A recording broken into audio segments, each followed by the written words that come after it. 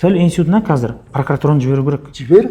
30 жыл бойы не бітірді? Бұл жоба қабылданған жоқ қой сол кезде. Қайтадан соны ұсынудың не қажеттілігі бар? Мен айттым ғой, бұлар эксперт, бұлар тек өздерінің бір несінен ғана қарайды. Жаңағыдай бұлай жалпы комплексті шешім жоқ. Арман. Қоғамға комплекс шешім керек. Менің ұстанымым тілді компьютерге икемдеуге болмайды. Егер 40 берілген болса, яғни қазіргі мынау ғылыми техникалық прогресске 26-ға салып беруге болады. Жақсы, сен оны Байтұрсыновқа салып берген деп айтпайсыз ба төте жазуға? Қазіргі жағдайға қарағанда жаңа шортан көкке, бақа көлге тартып жатқан сияқты. Мен мынаны жасадым, болды, ары қарай жауап бермеймін деген әңгіме ол. Сіз қалай, сіз жауапкершіліктен қашасыз? Жалған сөйлейді екенсің. Аға, дәл осыған қойыңыз енді, ұят болар. Ұят болса да айтайын. 28 дыбысты 42 қалай екен деп 70 жыл өмір сүрдік, соны айтыңызшы.